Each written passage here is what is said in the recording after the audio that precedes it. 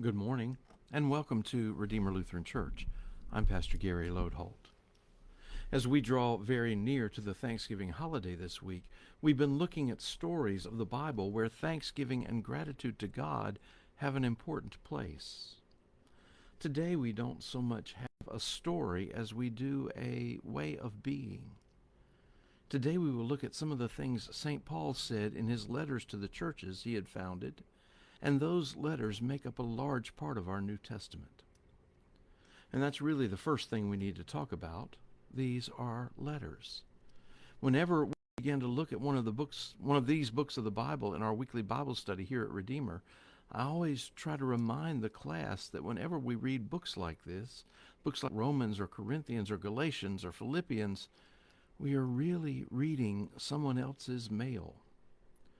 Paul founded most of those churches, and then he would move on to found another church in the next city, and eventually word would reach him about the church he had left and problems that had arisen there.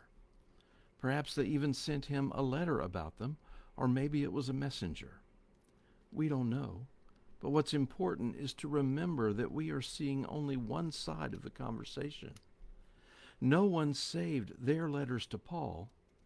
They all saved Paul's letters to them. And what that means is that we have to figure out what the problem was by looking at the answer Paul gave. Now, to be frank, many times Paul wasn't happy with those churches he had left behind and the situation that arose after he left. In many of the churches, quarrels and dissensions had arisen, and some of that still goes on in our churches today. In other situations, other preachers had come by teaching things about Jesus and salvation that Paul vehemently opposed. So when we read Paul's letters, we often get the feeling that he's fussing about something, and usually he is. Nevertheless, Paul has a great love for these people and sees them as brothers and sisters in Christ. In just about every letter Paul wrote, his opening verses speak of thanksgiving and gratitude for those people and their faith.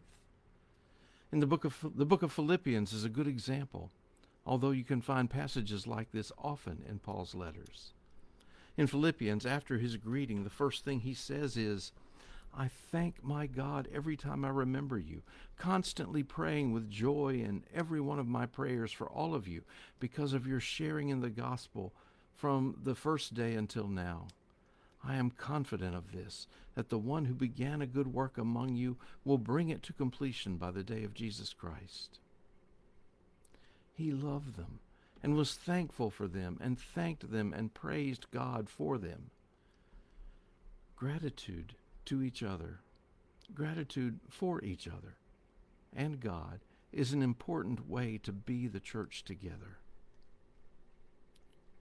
In that same letter to the Philippians, Paul returns to the theme of gratitude near the end of his message, calling the people and reminding them to live in gratitude to God always.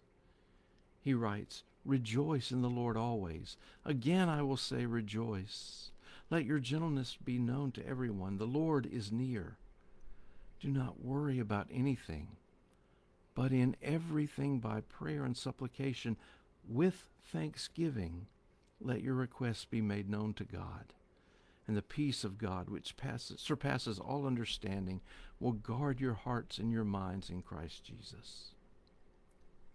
Paul urged them and urges us that the way to live the life of a Christian is to rejoice in what God is doing and to live in faith and trust, and in our prayers to give thanks to God even as we ask for God's help. And when we do, we know God's surpassing peace. You see, sincere gratitude isn't just being polite. Sincere gratitude comes from the heart. As we pour our heart out in thanksgiving, our hearts are filled with God's peace. That's thanks living. Thanks for watching, and remember to let this day belong to God.